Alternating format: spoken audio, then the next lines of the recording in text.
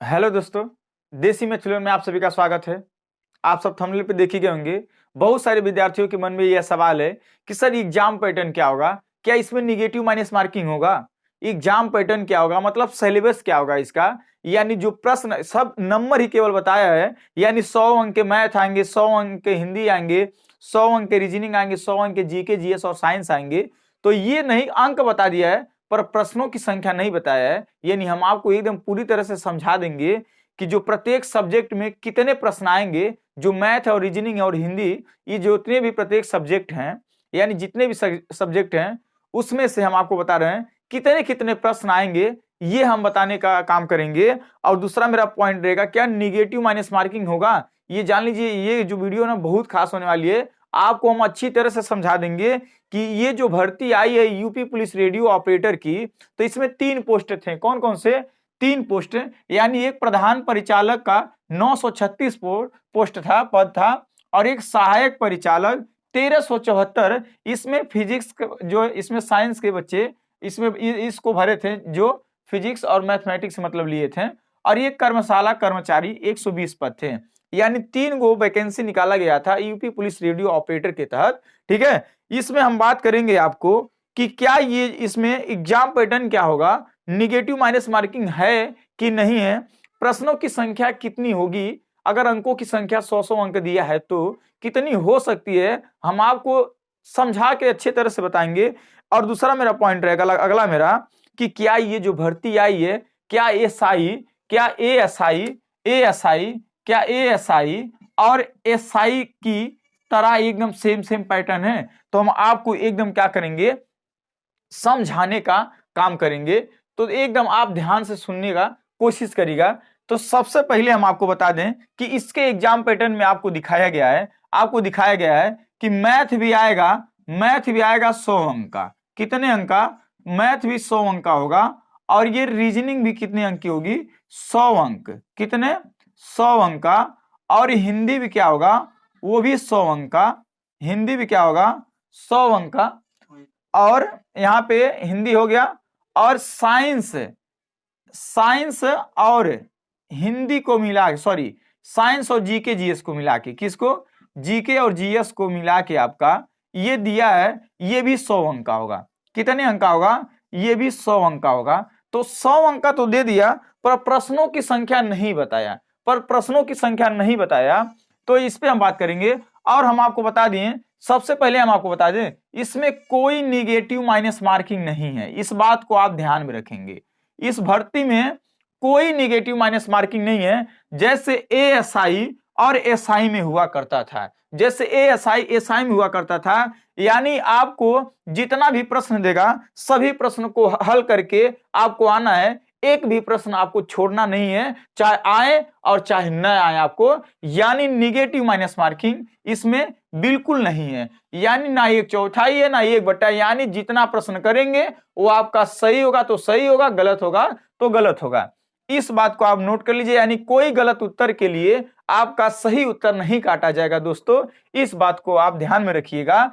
तो यानी negative minus marking नहीं है। आप सबसे बड़ा जानते हैं, आप अपनी एकदम मेहनत लगा दीजिए, क्योंकि हम इसमें कह रहे हैं ना, होने का बहुत ज्यादा चांस है। हम आपको बता दें, सबसे बड़ा इसमें एक रीजन है ना कि प्रत्येक सब्जेक्ट में ना 50% पाना अनिवार्य है। जैसे पहले एसआई में दिया था 50% पाना अनिवार्य, यानी प्रत्येक सब्जेक्ट में। फिर जो 9534 जो पोस्ट आया था उसमें पासिंग मार्किंग कर दिया था 35% कर दिया।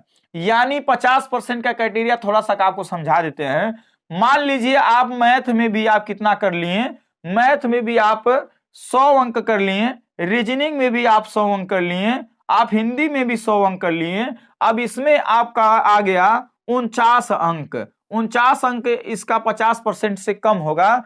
तो आप मान लीजिएगा, भले से ही कट ऑफ 250 पे चला जाए, भले से ही कट ऑफ 250 260 पे चला जाए, फिर भी आपका नहीं होगा। भले से आपका ज्यादा नंबर होगा, तभी भी आपका सिलेक्शन नहीं होगा। ये क्राइटेरिया दिया है। यानी प्रत्येक सब्जेक्ट में आपको 50% क्या है, पाना अनिवार्य है दोस्तों। यानी अब हम बात करेंगे कि प्रश्नों की संख्या कितनी होगी, क्या ये अगर प्रश्नों की संख्या एसआई या एएसआई की तरह होगा, तो थोड़ा सा हम इसमें आपको दोनों तरह बता देते हैं, इसको समझ लीजिएगा कितना मैचिंग हो रहा है एसआई और एएसआई से, कितना मैचिंग ये पेपर हो रहा है एएसआई और एएसआई से। यानी अभी कहेंगे आप लोग एएसआई क्या होता है सर जी, और एएसआई क्या होता है, एएसआई क्या होता है, एसआई क्या होता है। तो एसआई जो होता है वो सब इंस्पेक्टर का पोस्ट होता है, किसका, सब इंस्पेक्टर का। और एएसआई जो होता है, एएसआई जो होता है असिस्टेंट सब इंस्पेक्टर का होता है।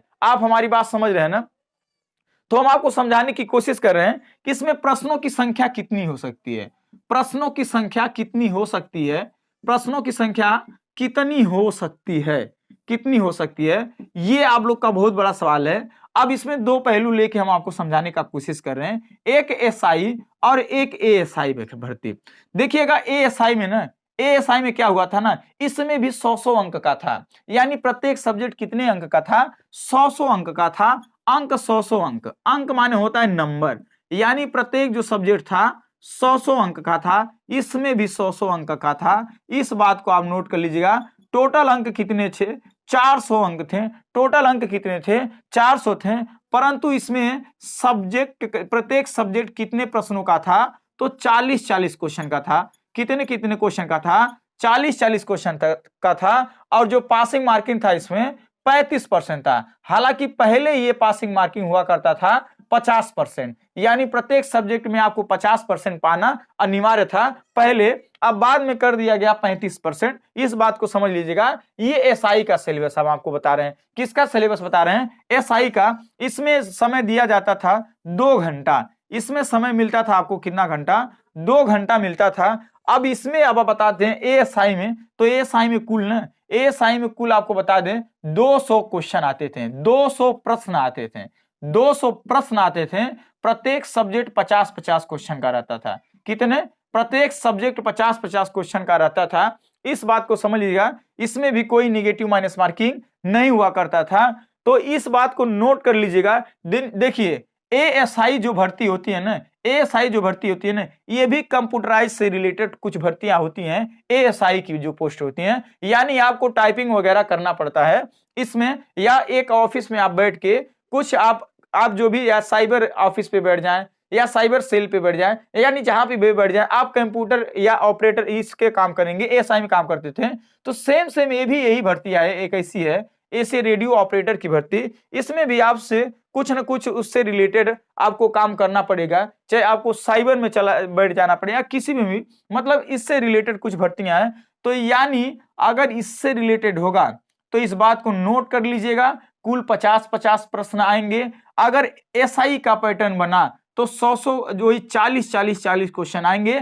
आप प्रत्येक सब्जेक्ट में आपको 20-20 नंबर 20-20 क्वेश्चन पाना अनिवार्य है। अगर 50-50 क्वेश्चन का होता है तो इसमें 25-25 क्वेश्चन प्रत्येक सब्जेक्ट में पाना अनिवार्य है। यानी हम आपको बता दें, देखिएगा ये जो भर्ती है ना, ये जो भर्ती है ना एएसआई का, जो अभी सॉरी जो रेडियो ऑपरेटर की भर्ती आई है ना, एकदम same syllabus UPSI sub inspector की है। परंतु उसमें एक गो चेंजिंग है, एक गो चेंजिंग है। जैसे हम आपको एक समझाने का काम करते थे। देखिए एएसआई में जो एसआई का पोस्ट था ना, सब इंस्पेक्टर का जो भी आई थी भर्ती, उसमें 100 अंक था, 40-40 प्रश्न करना था ना। मैथ भी सेम था, मैथ जो उसमें एसआई में आया था वही इसमें, वही पैटर्न मैथ का इसमें भी है। जो एसआई में आया था रीजनिंग, वही रीजनिंग का भी पैटर्न है। जो हिंदी एसआई में आया था वही रेडियो ऑपरेटर में भी वही पैटर्न है।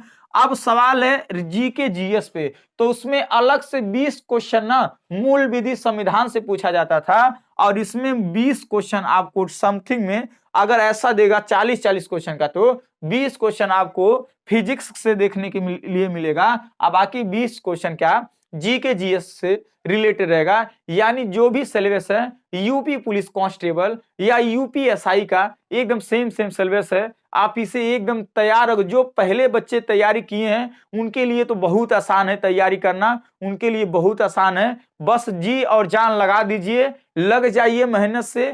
एकदम कोई ये कठिन नहीं है भर्ती, कोई भी मतलब कठिन नहीं है कि नहीं निकलेगा, नहीं निकलेगा। आप मेहनत करिए, आराम से निकल जाएगा। हम वादा करते हैं इस भर्ती में कोई कंपटीशन नहीं है, कोई कंपटीशन नहीं है। जितने भी बच्चे कंपटीशन वाले थे सभी बच्चे क्या हुए, निकल गए हैं, सभी बच्चे क्या है, निकल गए हैं। आप अपनी तैयारी जोरों और शोर से कर लीजिएगा, आराम से आप लोग का सिलेक्शन होगा। अगर ये क्लास समझ में आया तो एक बार जरूर लाइक कर दीजिएगा, शेयर भी करिएगा। चलिए मिलते हैं नेक्स्ट वीडियो में। जय हिंद, जय भारत।